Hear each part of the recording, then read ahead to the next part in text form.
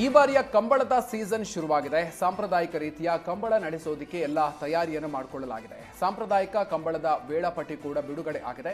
ಉಡುಪಿ ಜಿಲ್ಲೆಯ 24 ಕಡೆ ಸಾಂಪ್ರದಾಯಿಕ ಕಂಬಳಕ್ಕೆ ದಿನ ನಿಗದಿ ಆಗಿದೆ. ನವೆಂಬರ್ 21ರಿಂದ ಡಿಸೆಂಬರ್ 25ರ ತನಕ ಕೊಡೇರಿ, ಕಿರಾಡಿ, ಬನ್ನಾಡಿ ಸೇರಿದಂತೆ ಒಟ್ಟು 21 ಕಡೆಗಳಲ್ಲಿ ಸಾಂಪ್ರದಾಯಿಕ ಕಂಬಳ ನಿಗದಿಯಾಗಿದೆ. ಉಳಿದಂತೆ ಇತಿಹಾಸ ಪ್ರದೇಶ, ವಂಡಾರು, ಕೊಡವೂರು ಕಂಬಳಗಳು ಸಂಕ್ರಾಂತಿಯ ನಂತರ ನಿಗದಿ ಆಗಲಿದೆ. ಈ ಬಾರಿ ಕಂಬಳಕ್ಕೆ ಸರ್ಕಾರ ಪ್ರೋತ್ಸಾಹ ನೀಡುವ ನಿಟ್ಟಿನಲ್ಲಿ ಹೊಸ ಹುರುಪಿನೊಂದಿಗೆ ಸಮಿತಿಗಳು ಸಿದ್ಧತೆಯನ್ನು ನಡೆಸ್ತಾ ಇದೆ.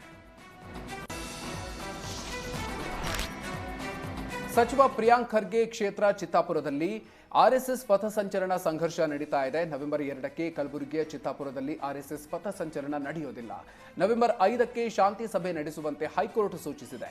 2 ದಿನದ ಹಿಂದೆ ನಡೆದ ಶಾಂತಿ ಸಭೆಗೆ ಅರ್ಜಿದಾರರು ಭಾಗಿಯಾಗಿರಲಿಲ್ಲ.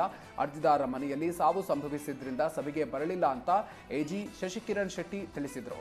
ನವೆಂಬರ್ 5ಕ್ಕೆ ಶಾಂತಿ ಸಭೆಗೆ ಬರೋದಕ್ಕೆ ಅರ್ಜಿದಾರರ ಪರ ವಕೀಲರು ಒಪ್ಪಿದ್ದಾರೆ. ನವೆಂಬರ್ 5ಕ್ಕೆ ಬೆಂಗಳೂರಿನ ಅಡ್ವೊಕೇಟ್ ಜನರಲ್ ಕಚೇರಿಯಲ್ಲಿ ಶಾಂತಿ ಸಭೆ ನಡೆಯಲಿದೆ. ಸಭೆಯಲ್ಲಿ ಅರ್ಜಿದಾರರ ಪರ ವಕೀಲರು, ಅಡ್ವೊಕೇಟ್ ಜನರಲ್ ಭಾಗಿಯಾಗುವಂತೆ ಕೋರ್ಟ್ ಸೂಚಿಸಿದೆ. ಶಾಂತಿ ಸಭೆ ವರದಿಯನ್ನ ನವೆಂಬರ್ 7ಕ್ಕೆ ಕೋರ್ಟ್ಗೆ ಸಲ್ಲಿಸುವಂತೆ ಜಡ್ಜ್ ಸೂಚಿಸಿದ್ರು. ನವೆಂಬರ್ 7ರಂದು ಶಾಂತಿ ಸಭೆಯ ವರದಿ ಕೋರ್ಟ್ ಪರಿಶೀಲಿಸಿದ್ದು, ಅಂದು ಹೈಕೋರ್ಟ್ ಯಾವ ತೀರ್ಪು ನೀಡಲಿದೆ ಎನ್ನುವ ಕುತೂಹಲ ಮೂಡಿಸಿದೆ. ಚಿತ್ತಾಪುರ ಬಳಿಕ ಯಾದಗಿರಿ, ಗುರುಮಠಕಲ್ನಲ್ಲೂ ಆರ್ಎಸ್ಎಸ್ ಪಥಸಂಚಲನ ವಿವಾದ ಸೃಷ್ಟಿಯಾಗಿತ್ತು. ಆದೀಗ ಜಿಲ್ಲಾಡಳಿತ ಗುರುಮಠಕಲ್ನಲ್ಲಿ ಆರ್ಎಸ್ಎಸ್ ಪಥಸಂಚಲನಕ್ಕೆ ಗ್ರೀನ್ ಸಿಗ್ನಲ್ ನೀಡಿದೆ. ಪಥಸಂಚಲನಕ್ಕೆ ಅನುಮತಿ ಕೋರಿ ಆರ್ಎಸ್ಎಸ್ ಮುಖಂಡರು ಅರ್ಜಿಯನ್ನು ಸಲ್ಲಿಸಿದ್ರು.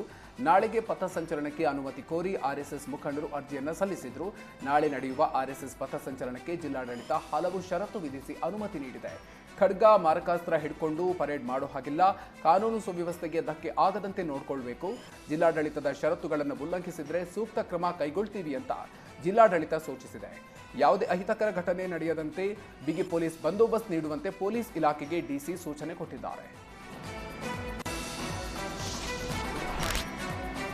ರಾಜ್ಯದಲ್ಲಿ ಆರ್ಎಸ್ಎಸ್ ಹಾಗೂ ಸರ್ಕಾರದ ನಡುವೆ ಸಂಘರ್ಷ ಜೋರಾಗಿದೆ. ಬೀದರ್ನ ಔರಾದ್ ಪಟ್ಟಣದಲ್ಲಿ ನಡೆದಿದ್ದ ಪಥಸಂಚಲನದಲ್ಲಿ ಭಾಗಿಯಾದ ಶಿಕ್ಷಕರಿಗೆ ನೋಟಿಸ್ ನೀಡಲಾಗಿದೆ.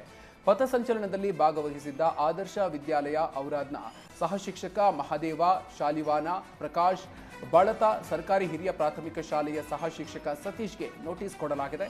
4 ಬಳಿ ಕಾರಣ ಕೇಳಿ ಔರಾದ್ ಶಿಕ್ಷಣ ಇಲಾಖೆ ನೋಟಿಸ್ ಜಾರಿ ಮಾಡಿದೆ. ದಲಿತ ಸೇನೆ ಬಹುಜನ ಸೇವಾ ಸಮಿತಿ ನೀಡಿದ ದೂರಿನ ಮೇರೆಗೆ ನೋಟಿಸ್ ಜಾರಿ ಮಾಡಲಾಗಿದೆ. 4 ಶಿಕ್ಷಕರಿಗೆ ನೋಟಿಸ್ ಸಿಕ್ಕಿದ ತಕ್ಷಣವೇ ಲಿಖಿತ ರೂಪದಲ್ಲಿ ಹೇಳಿಕೆ ಸಲ್ಲಿಸೋದಕ್ಕೆ ಸೂಚಿಸಲಾಗಿದೆ. ಒಂದು ವೇಳೆ ಇಲ್ಲದೇ ಇದ್ರೆ ಕರ್ನಾಟಕ ನಾಗರಿಕ ಸೇವಾ ನಿಯಮದ ಪ್ರಕಾರ ಕ್ರಮ ತೆಗೆದುಕೊಳ್ಳಲಾಗುತ್ತೆ ಅಂತ ಎಚ್ಚರಿಕೆಯನ್ನು ನೀಡಲಾಯಿತು. ಇನ್ನು ಜಿಲ್ಲೆಯಲ್ಲಿ ಪಥಸಂಚಲನದಲ್ಲಿ ಭಾಗಿಯಾಗಿದ್ದವರಿಗೆ ಈಗ ಭಯ ಶುರುವಾಗಿದೆ. ಈಗಾಗಲೇ ಬಸವ ಕಲ್ಯಾಣ ಪಥಸಂಚಲನದಲ್ಲಿ ಭಾಗಿಯಾಗಿದ್ದ ಅಡುಗೆ ಸಹಾಯಕನಿಗೆ ಅಮಾನತುಗೊಳಿಸಲಾಗಿತ್ತು.